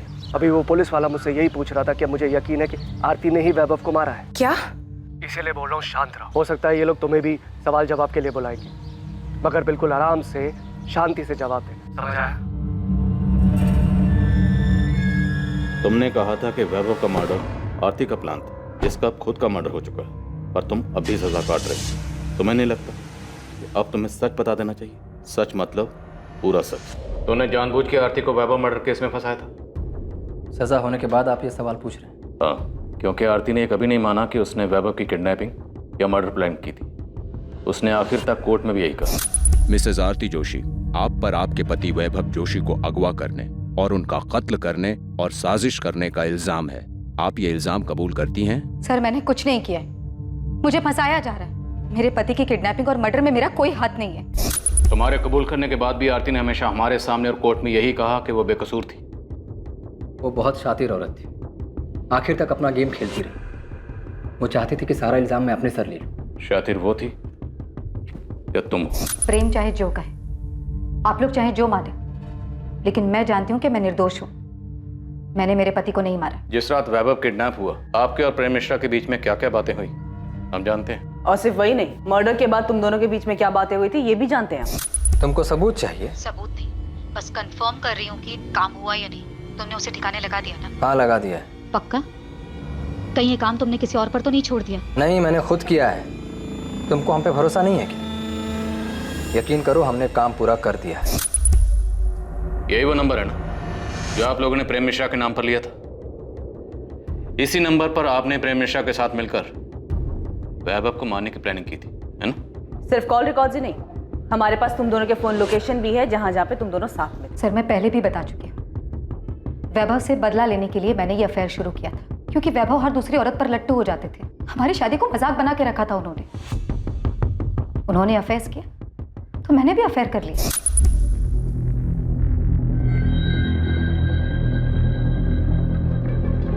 मैं जब प्रेम के साथ थी तब भी मुझे अच्छी तरह पता था कि वैभव मेरा पीछा कर रहा है, मुझ पर नजर रख रहा है। मैं वैभव के चेहरे पर वही दर्द, वही तकलीफ देखना चाहती थी। तुम्हारी हिम्मत कैसे हुई? कैसे हुई तुम्हारी हिम्मत? जैसे तुम्हारी हिम्मत। तुम्हें अगर हर दूसरी औरत के साथ सोने से पहले ना मेरी मंजूरी की जरूरत नहीं है ना, तो मुझे भी किसी के भी साथ सोने के लिए तुम्हारी मंजूरी की कोई जरूरत नहीं है। उस प्रेम को तो छोड़ूंगा नहीं मैं। उसकी नौकरी तो गई, उसकी भी जान जाएगी, देखना तुम। मैं भी ललिता को मारना चाहती थी, अब गीता को मारना चाहती हूँ। औरती अपनी हद में रहो तुम। हद में तुम रहो अपनी। तुम्हें क्या लगा? हाँ, सिर्फ तुम मुझे तकलीफ पहुंचा सकते हो।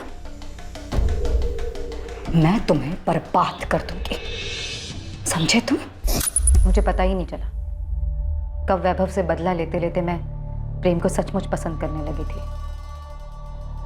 वैभव के मना करने के बावजूद मैंने प्रेम के साथ रिलेशनशिप कंटिन्यू किया। तो आपको पता था कि वैभव और गीता का अफेयर था? सिर्फ गीता नहीं, बल्कि मुझे उनके सारे अफेयर्स के बारे में पता था। हमारा बच्चा ना होने की वजह मैं नहीं बल्कि वैभव थे। मैंने फिर भी उनकी इस कमी को इग्नोर किया। क्यों? क्योंकि मैं उनसे प्यार करती थी, एक खुशहाल जिंदगी चाहती थी। मैंने उन्हें नहीं मारा है, और ये सब कुछ जो कॉल रिकॉर्ड्स और मोबाइल लोकेशन आप लोग मुझे दिखा रहे हैं, ये सब कुछ प्रेम ने मुझे फंसाने के लिए किया है। हाँ, हमारी बात होती थी, लेकिन उस बातचीत में कोई प्लानिंग नहीं थी, बल्कि हम आपस की बातें करते थे। लेकिन मुझे ये नहीं पता था कि प्रेम के दिमाग में ये सब चल रहा है। वो एक दिन किसी के साथ मिलकर मुझे फंसाने की कोशिश कर रहा है और यहाँ लाकर खड़ा कर देगा जहाँ पर आपको उसकी सारी बातें सच्ची लगेंगी। ये अदालत आरती जोशी, प्रेम मिश्रा, प्रकाश वर्मा और कमलेश जायसवाल को वैभव जोशी को अगवा करने की साजिश और उसके कत्ल के लिए दोषी पाती है। ये अदालत आरती जोशी को उनके पति वैभव जोशी के कत्ल और किडनैपिंग के जुर्म में 10 साल की सजा सुनाती है। आरती बहुत चालाक औरत थी। भले ही उसने आपके सामने या कोर्ट में अपना जुर्म कबूल नहीं किया, पर आपकी बनाई हुई चार्जशीट के आधार पे ही तो कोर्ट में उसे सजा हुई थी। तो क्या हम गलत थे? हो क्या गया सर आपको? आप क्यों अचानक आरती के बुने जाल में फंस रहे हैं? आरती का मर्डर हो चुका है। अगर ये जाल आरती ने बुना था तो फिर आरती को किसने मारा? उसे उसके किए की सजा मिली है सर, और कुछ नहीं। वैसे आप क्यों उसे बेगुनाह साबित करने पे तुले? वो मुझे सारा इल्जाम अपने सर लेने के लिए कह रही थी। जब हमें यहाँ से निकाला गया अपने वकील से मिलने के लिए, तब आरती मुझसे मिली थी। प्रेम, मेरे पास टाइम बहुत कम है, प्लीज मेरी बात सुनो। कितनी कमीनी निकली तुम। मेरे वकील ने सब बताया मुझे कि तुम और तुम्हारे वकील सब मुझ पे थोपने वाले। देखो आरती, अगर मैं डूबा ना तो तुम्हें भी साथ लेके डूबूंगा। प्रेम, मेरी बात तो सुनो। मेरे पास एक आइडिया है। नहीं चाहिए तुम्हारा कोई आइडिया।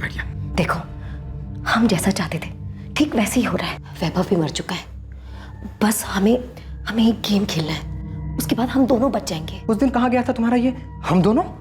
जब पुलिस के सामने चिल्ला चिल्ला कर कह रही थी कि वैभव को मैंने किडनैप किया है, मैंने मारा है, तुम्हारा इसमें कोई हाथ नहीं है। जिंदगी बर्बाद कर दी तुमने मेरी। मैंने कोई जिंदगी बर्बाद नहीं की प्रेम। एक बार ठंडे दिमाग से सोच कर देखो, अगर हम दोनों जेल में रहेंगे तो किसी काम के नहीं रहेंगे। वाह, तो अब तुम ये चाहती हो कि मैं जेल जाऊं और तुम बाहर मजे करो? देखो, मेरे पास बहुत पैसा है। अगर तुम कोर्ट में ये गवाही देते हो सबके सामने कि तुम्हें नौकरी से निकाल देने पर गुस्से में आकर तुमने ये सब कुछ किया है और इस जंजाल से मुझे अगर बाहर निकाल, ये जंजाल तुम्हारा फैलाया हुआ है। प्रेम, एक बार सोच कर देखो, हम अपनी जिंदगी नए सिरे से शुरू कर सकते हैं। इनकम की टेंशन नहीं है। वैभव की क्लास अब मेरी है। तुमने रिलेशनशिप के लिए इतना कुछ किया, अब मेरी छोटी सी बात भी नहीं मानोगे? नहीं, कभी नहीं। अगर मैं जेल गया तो तुम भी बाहर नहीं घूम सकती। और हाँ, एक मर्डर करने के लिए जो सजा मिलती है ना, दूसरे के लिए भी वही सजा मिलेगी। क्योंकि तुमने मेरे साथ जो किया है, उसके बाद अगर मैं तुम्हारा खून भी कर दूं तो मुझे कोई दुख नहीं होगा। मैं कभी सोच भी नहीं सकता था कि तुम इतनी कमीनी निकलोगे। आरती बहुत पहुंची हुई चीज थी। उसने अपने पति का मर्डर प्लान किया और मुझे भी उसका हिस्सा बना लिया, और मैं बेवकूफ उसके जाल में फंस भी गया। तुम्हारी बेल तो पहले भी ना होती, अब आरती के मर्डर के बाद तो और नहीं होगी, इसलिए कहानियां बनाना बंद कर। अब आपको मेरा सच भी कहानी लग रहा है तो ठीक है, अब आपको मुझसे कुछ नहीं मिलने वाला। और हाँ, अगर आपको लगता है कि मैं यहां जेल में बैठ करके वहां आरती का मर्डर करवा दिया तो यही सही, क्योंकि अब मुझे कोई फर्क नहीं पड़ता है। बल्कि मुझे तो इस बात की खुशी है कि वो कमीनी मर गई। अब इतना बताया तो ये भी बता दो कि तुमने वैभव जोशी को मारा और आरती को फंसाया। अगर ऐसा है भी तो क्या? आरती को वैभव मर्डर केस में सजा हो चुकी थी और अब तो आरती भी मर चुकी है। प्रेम मिश्रा, वैभव के मर्डर और आरती के मर्डर का मास्टरमाइंड आरती का भाई मोहन ठाकुर है। उसने तुमसे प्रॉमिस किया है कि वो तुम्हें पैसे देगा और जेल से बाहर निकालेगा। कमाल कर दिया सर आपने। ये सवाल आपको 2 साल पहले पूछना चाहिए था ना। उस वक्त ये एंगल हमारी नजर से छूट गया था। बोलो, क्या मोहन ने फंसाया था आरती को? ये बात सच है सर। मोहन सर नहीं चाहते थे कि आरती फिर से क्लासेस ज्वाइन करे। मोहन ने कोचिंग सेंटर पूरी तरह अपने कब्जे में ले लिया? पता नहीं सर, पर मैंने एक बार मोहन सर को बात करते हुए सुना था, तब मुझे भी उनकी बात सही लगी थी। तुम्हें समझ में नहीं आ रहा है कि हमारे इंस्टीट्यूट के लिए कितना बुरा है ये? भले तुम बेल पर बाहर हो, मगर दुनिया ये नहीं बोलेगी कि तुम्हें कन्विक्टेड मुजरिम हो। भैया आपको भी यही लगता है? मुझे क्या लगता है क्या नहीं लगता उससे कोई फर्क नहीं पड़ता है। दुनिया को तो यही लगे ना, एक लड़की जिसने अपने पति को मार दिया वही ये क्लासेस चला रही है। आरती, ये एक इंस्टीट्यूट है, दिस इज बिजनेस। आप अच्छी तरह से जानते हैं कि मुझे फंसाया गया था। मेरी भी एक लाइफ है। हाँ लाइफ है, मगर कानूनी तरीके से जेल के अंदर। बस भैया, ये क्लास मेरी है और वैभव के बाद उनके शेयर भी मेरे हैं, और आपका शेयर सिर्फ 25% है। सो प्लीज मुझे ये बताने का आपके पास कोई हक नहीं है कि मैं क्या कर सकती हूं और क्या नहीं।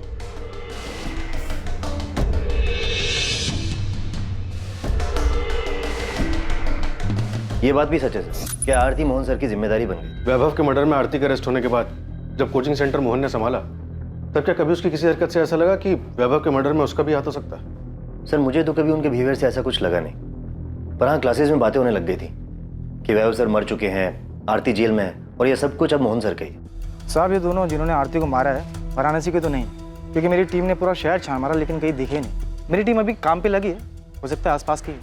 साहब मुझे ऐसा लगता है कि आपको आरती के भाई मोहन ठाकुर पे फोकस करना चाहिए। ना तो हमें वैभव जोशी के कॉल रिकॉर्ड से कुछ मिला और ना ही मोहन ठाकुर। आरती के कॉल रिकॉर्ड से भी ऐसा कुछ नहीं मिला जिससे हमें कोई लीड मिल सके। साहब आरती के बिल के पीछे मोहन ठाकुर की साजिश है, इसका तो कोई प्रूफ नहीं है, लेकिन हाँ उसके पड़ोसी से बात की तो पता चला कि मोहन और उसकी बीवी आरती के साथ में रहने से खुश नहीं थे। वो तो क्लासेस के लालच में उनको मजबूरी में अपने साथ में रख रहे थे। आपने जब आरती को अरेस्ट किया वो टाइम हमारे लिए बहुत अच्छा नहीं था। हमारा एक बच्चा है जो अभी क्लास 7 में आया है। आप खुद ही बोली, हर जगह आरती की खबर छप रही थी, तो बच्चे पर क्या असर हुआ होगा। तो अगर आरती के अरेस्ट होने से आपको इतनी परेशानी हुई, तो जब आरती जमानत पर बाहर आई तब तो आपको और भी दिक्कत हुई होगी। आप जैसा समझे सर, लेकिन आरती जैसी जिद्दी लड़की मैंने आज तक नहीं देखी। घर पर रहने तक तो ठीक था, लेकिन वो क्लासेस में प्रॉब्लम क्रिएट करने लगी। उसे समझ ही नहीं आ रहा था कि उसके क्रिमिनल रिकॉर्ड की वजह से क्लासेस पे क्या असर पड़ेगा। एक काम करते, आपके 25% शेयर की आने वाले 5 साल की जो इनकम बनती है ना, वो मैं आपको पे कर देती हूँ, ठीक है? आरती, इतना आसान नहीं है ये। शेयर दोगी तुम? 2 साल जब तुम पर तुम्हारे पति के मर्डर का केस चल रहा था ना, और फिर तुम्हें सजा हुई, तो यही थे जिन्होंने क्लासेस संभाली थी। ये बात बार बार बोलकर आप मुझे क्या जताना चाहती हैं? आप दोनों ने मिलकर बहुत बड़ा महान काम किया है मुझ पर। वो क्लासेस मैं और मेरे पति मिलकर चला रहे थे। वही पति जिसका तूने खून कर दिया। एक नंबर का घटिया और एहसान फरामोश इंसान था वो। बुरा मत मानो, तुम भी ना कुछ कम नहीं हो। आरती, तुम्हें पता भी है तुम्हारे यहाँ रहने से हमें क्या क्या सुनना पड़ता है? उस वक्त भी लोगों ने हमें न जाने क्या क्या कहा था। वाह, आपको तो सब याद है, लेकिन ये याद नहीं होगा कि पति का मर्डर करने वाली उसी औरत की क्लासेस की कमाई पर आप ऐश कर रही हो। लेकिन हाँ, मेरे यहाँ रहने और क्लासेस ज्वाइन करने से आप लोगों की जिंदगी तबाह हो जाएगी। तुम्हें यहाँ पर रहने से कौन मना कर रहा है? तुम रहो ना यहाँ पर, तुम्हारा ही घर है। हम बस इतना चाहते हैं कि तुम क्लासेस से दूर रहो। हमने आरती को कितना समझाया, लेकिन उसने हमारी एक नहीं सुनी। क्लासेस जाना छोड़ा नहीं उसने। और आपके पति मोहन ठाकुर? मेरे पति आरती के बड़े भाई, क्लासेस शुरू करने में उन्होंने ही उसकी हेल्प की थी, जिसके बदले मोहन को कोचिंग के प्रॉफिट में शेयर मिलता है। हाँ, तो ये उनका हक बनता है, लेकिन मेरे पति लालची इंसान नहीं है कि क्लासेस के लिए अपने जीजा और बहन का मर्डर करवा देंगे। सुषमा जी, हम यहाँ सिर्फ आरती के मर्डर की बात कर रहे हैं। आपके पति ने वैभव जोशी का मर्डर किया या नहीं किया, ये तो हमने पूछा ही नहीं। ये तो आप खुद कह रही। हाँ, वो तो मैंने यूं ही बोल दिया। हो सकता है ये लोग तुम्हें भी सवाल जवाब के लिए बुलाएंगे, मगर बिल्कुल आराम से शांति से जवाब देना। बोल दिया क्योंकि आप उन पर इल्जाम लगाए जा रहे हैं। इल्जाम तो हमने लगाए नहीं सुषमा। क्या वैभव जोशी का मर्डर आपके पति मोहन ठाकुर ने करवाया, और अब आरती का मर्डर भी उन्होंने करवाया? नहीं सर, ऐसा कुछ भी नहीं है।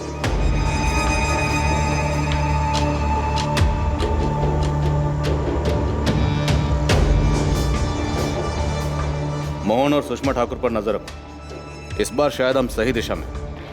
अगर इन लोगों ने कुछ किया तो कोई ना कोई गलती जरूर करेंगे, तभी उठा लेंगे नहीं। सर, हमें मोहन की बैंक स्टेटमेंट चेक करनी चाहिए। अगर उसने सुपारी दी है तो कैश देने के लिए क्लियर को पैसे भी निकालेंगे। कैसा रहा? सब ठीक था ना? नहीं, मैं डर गई थी। पता नहीं कि क्या बोल दिया मैंने। क्या बोल दिया? मैंने घबराहट में बोल दिया कि तुमने ना वैभव को मारा है ना आरती को। अरे सुषमा, मैंने तुम्हें सब कुछ तो समझा के भेजा था। यार, मोहन ठाकुर और सुषमा ठाकुर अब आरती मर्डर केस के अहम संदिग्ध थे। वैभव मर्डर केस में भी मोहन के अहम संदिग्ध होने का अंदेशा था।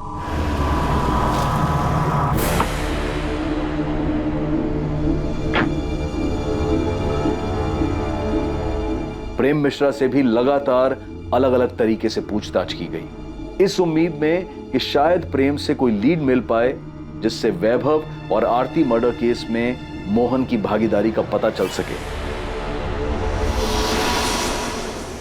सर, मोहन ठाकुर के पर्सनल अकाउंट से या एवी सेंटर के बैंक अकाउंट से पिछले 3 महीने में कोई भी बड़ी रकम नहीं निकली। पेमेंट की नहीं गई होगी, करने वाला होगा। सर, सुपारी किलर इतने दिनों तक पैसों का इंतजार नहीं करते। कुछ ना कुछ एडवांस तो दिया होगा। पुलिस मकसद और दिशा खोजने की कोशिश कर रही थी, तभी उनके पास एक फोन आया जो आरती मर्डर केस में उन्हें एक क्लू देने वाला था। हेलो, आपको कभी पता नहीं चलेगा कि आरती जोशी की सुपारी किसने दी थी। जानता हूं। तो ये बता के तूने फोन क्यों किया? ये कंफर्म करने के लिए कि हमें कुछ पता चला है या नहीं चला? ये बताने के लिए कि तुम लोग कातिल के बहुत करीब होकर भी बहुत दूर हो, उस तक इतनी आसानी से नहीं पहुंच पाओगे जैसे वैभव जोशी मर्डर केस में नहीं पहुंच पाए थे। अच्छा लगा सुनकर कि तुझे सब कुछ अच्छी तरह से पता है, लेकिन फोन करने की जहमत क्यों की? क्योंकि मैं चाहता हूं कि इस बार तुम लोग किलर तक जल्दी पहुंच जाओ। अच्छा लगा सुनकर कि तुझे सब कुछ अच्छी तरह से पता है, लेकिन फोन करने की जहमत क्यों की? क्योंकि मैं चाहता हूं कि इस बार तुम लोग किलर तक जल्दी पहुंच जाओ। बता हमें क्या करना चाहिए? फिर क्लू दे। सिर्फ क्लू नहीं, मैं तुम्हें मर्डर करने वाले का नाम दे रहा हूं, प्रेम मिश्रा।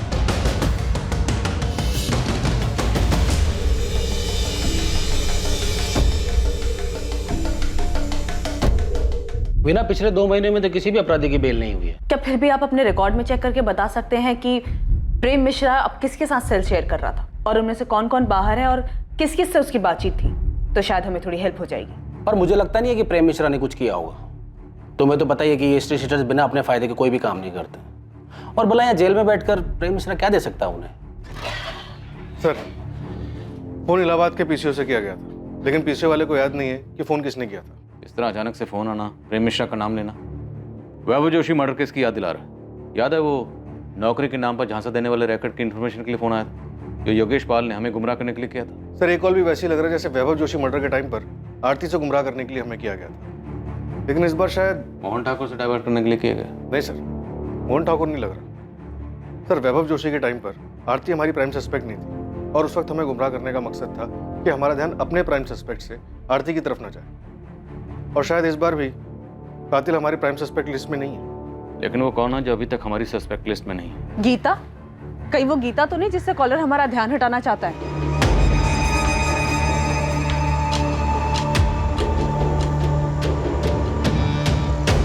गीता ने वैभव के मर्डर का बदला लेने के लिए आरती का मर्डर कर दिया। सर गीता और वैभव अफेयर में थे, वो शायद शादी करने वाले थे, लेकिन उसके पहले ही वैभव का मर्डर हो गया। तो जब आरती को बेल मिली तो गीता ने अपना बदला लेने के लिए उसका मर्डर करवा दिया होगा।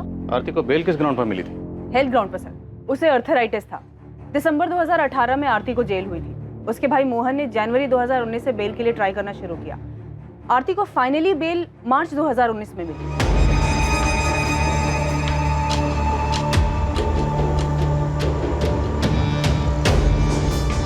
क्या हुआ? पुलिस ने उस बारे में कुछ पूछा? नहीं, पुलिस को उसके बारे में कुछ नहीं पता। अगर बाद में पता चला तो?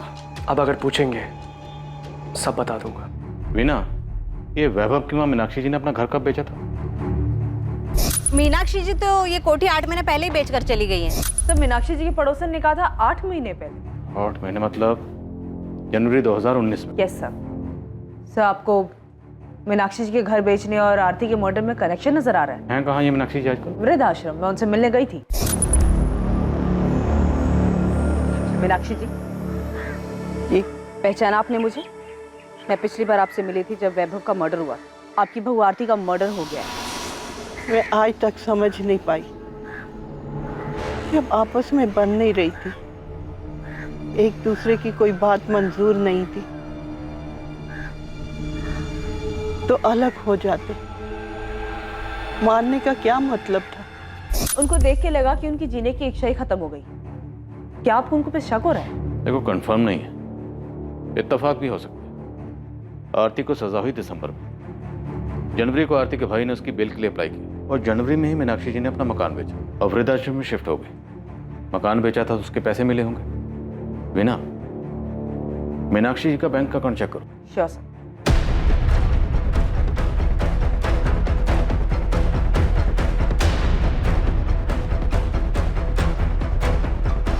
उस्मान, मीनाक्षी जोशी के कॉल रिकॉर्ड्स नहीं है क्योंकि वो फोन यूज ही नहीं करती। सर बिना फोन के कोई कॉन्टैक्ट प्लेयर को सुपारी कैसे देगा?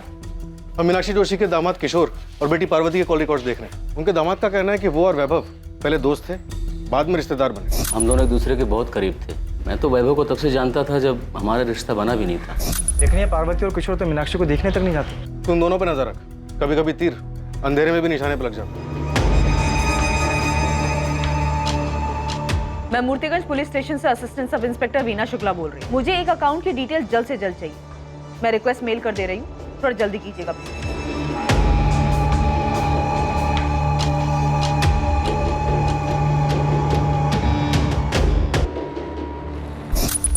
भैया ये क्या है? क्या है? पैसे निकाले? हाँ, 2 लाख किस लिए? तो तुम मुझसे हिसाब मांगोगी अब? बिल्कुल, क्योंकि आपने ये पैसे अपना शेयर लेने के बाद निकाले। राहुल का एक अच्छे स्कूल में एडमिशन करवाना था, 2 लाख रुपए चाहिए थे एडवांस फीस के लिए। मेरे प्रॉफिट शेयर में से कट कर लेना। हाँ तो आपको बताना चाहिए था ना मुझे। तुम कहना क्या चाहती हो? मैंने चीटिंग की है? मैं ये नहीं कह रही हूँ भैया, मैं सिर्फ इतना कह रही हूँ कि आपने ये पैसे निकाले और मुझे नहीं बताया। मैं भी जिंदा हूँ, मरी नहीं हूँ। सड़ रही थी तुम जेल में, मैंने दिन रात एक करके पैसा खर्च करके तुम्हें जेल से बाहर निकाला और तुम मुझ पर, अपने बड़े भाई पर चढ़ रही हो। तुम ये बात घर पर आकर भी कर सकती थी ना, वहाँ क्लासरूम में करने की क्या जरूरत थी? और अगर तुम भूल गई हो तो मैं याद दिला दूं कि तुम्हारे भैया ने भी क्लास में पैसे लगाए। भाभी वैसे भी ना भैया का बिजनेस ठप पड़ा हुआ, तो ये सारे खर्चे जो चल रहे हैं ना वो क्लासेस के पैसों से ही चल रहे हैं, तो ज्यादा एहसान जताने की जरूरत नहीं है मुझ पर। हाँ भैया, वैसे एक बात और, दोबारा आप कोई भी ट्रांजैक्शन करेंगे तो मुझसे पूछ कर ही कीजिएगा, फिर चाहे मैं जेल में ही क्यों ना। आप बिजनेस में शेयर होल्डर, मालिक नहीं।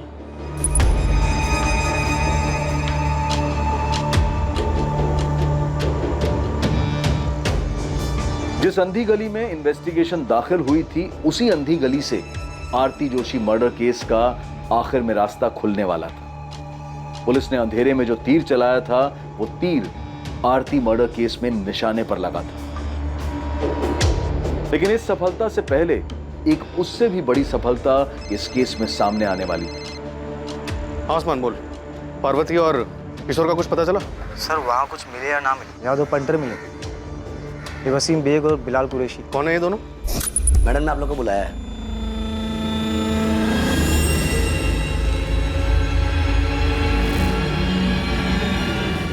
साहब ये वही लोग हैं जिसका स्केच पियोन और उसके एडमिन इंचार्ज ने बनवाया था। इन्होंने आरती का मर्डर किया। साहब आप फौरन पहुंचिए, लगता है सुपारी का पैसे लेने के लिए आए हैं। तू वहीं पे रुक, मैं 5 मिनट में वहां पे पहुंच रहा हूँ।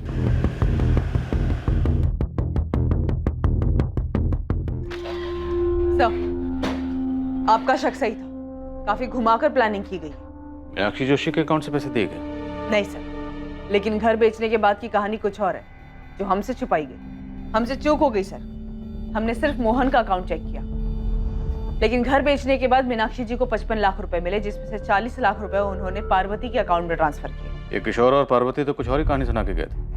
उन्होंने तो कहा था कि मीनाक्षी जी ने घर बेचने के बाद उन्हें कुछ नहीं दिया। हमसे झूठ बोल रहे थे वो दोनों। घर बेच दिया, सारा पैसा अपने पास रख लिया, मुझे एक फूटी कौड़ी तक नहीं दी। पार्वती और किशोर कुछ ज्यादा ही ओवर एक्टिंग कर गए। सर उनको तबीयत से तोड़ते सारी एक्टिंग निकल जाएगी। Sir 102 number.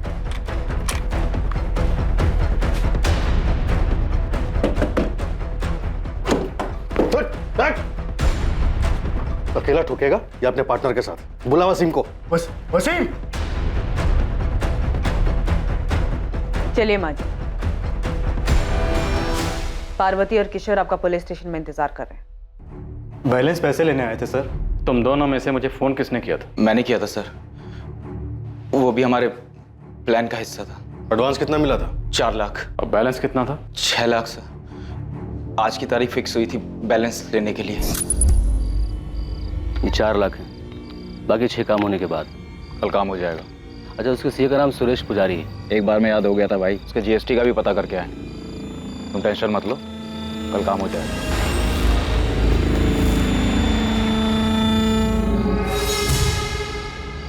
कल हो जाएगा माँ।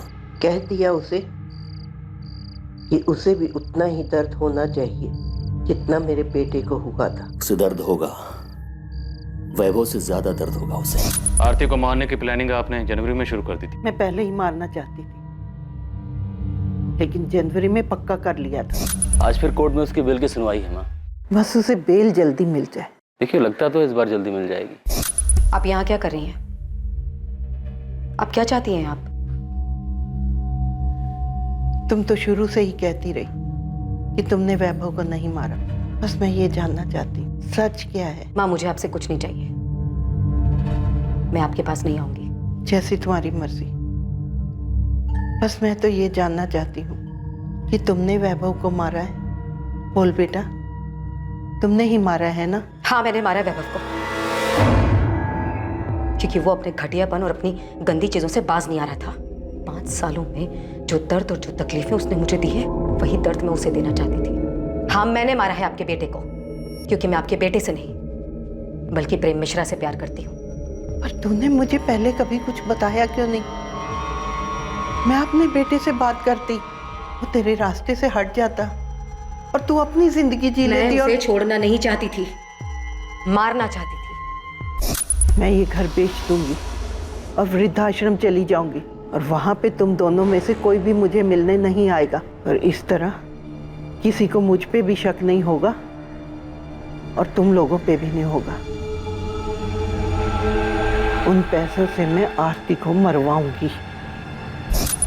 मार दिया मैंने उसे, मार दिया। उसे वही दर्द दिया जो उसने मेरे बेटे को दिया था। मैं कबूल करती, ये सब मैंने अकेले किया है। इसमें मेरी बेटी और दामाद का कोई लेना देना नहीं। मीनाक्षी जी, कानून किसी की मर्जी या खुशी के लिए काम नहीं करता। आरती के मर्डर के लिए दोनों को भी सजा होगी। देखिए मैंने जो कुछ भी किया, मुझे इस बात का कोई अफसोस नहीं। मैं अपना जुर्म कबूल करता हूँ। मुझे भी कोई अफसोस नहीं है।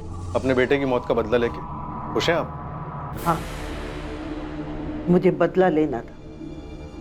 उसने मेरे बेटे को मारा, मैंने उसकी जिंदगी खत्म कर दी। मीनाक्षी जी, आपने सिर्फ आरती की जिंदगी खत्म नहीं की, बल्कि अपनी बेटी और दामाद की जिंदगी भी खत्म कर दी। मोहन और सुषमा को डर था कि बेटे के एडमिशन के लिए निकाले गए 2 लाख रुपए कहीं उन्हें बेवजह आरती मर्डर केस में ना फंसा दें। प्रेम मिश्रा और उसके दोनों साथी वैभव मर्डर केस में जेल में सजा काट रहे हैं। किशोर राजपूत, बिलाल कुरैशी, वसीम बेग, पार्वती राजपूत और मीनाक्षी जोशी को आरती मर्डर केस में बुक किया गया है। कोई ये कैसे सोच सकता है कि किसी की जिंदगी खत्म कर देने से रिश्तों में आई इन दूरियों का समाधान हो सकता है? ऐसे घिनौने विचार सिर्फ एक रिश्ते से छुटकारा पाने के लिए दिमाग में पनप भी कैसे सकते हैं? और ऐसे विचारों को कोई कैसे स्वीकार कर सकता है? आखिरकार वैभव की हत्या से आरती को क्या हासिल हुआ? और बदले की भावना से आरती की हत्या करके मीनाक्षी जोशी, उसकी बेटी और दामाद को क्या मिल गया? हत्या किसी झगड़े का हल नहीं हो सकती और ना ही किसी मुसीबत का अंत हो सकती है, बल्कि ये मुसीबतों की शुरुआत होती है जिसका अंत बहुत ही नुकसानदायक और दर्दनाक होता है। सही और आसान उपाय यही है कि अलग हुआ जाए और अपनी जिंदगी अपनी मर्जी से आगे बढ़ाई जाए। अब मैं अनूप सोनी आपसे विदा लेता हूं। कल रात 11 बजे आपसे फिर मुलाकात होगी एक और नए केस के साथ। और याद रखें, क्राइम और आपके बीच में सिर्फ इतना फर्क है कि आप कितने सतर्क हैं। सतर्क रहें, सुरक्षित रहें, नकारात्मक विचारों से दूर रहें और अच्छे विचारों को जगह दें। जय हिंद। इस तरह के और भी एपिसोड देखने के लिए हमारे चैनल को सब्सक्राइब करें और बेल आइकन दबाना ना भूलें।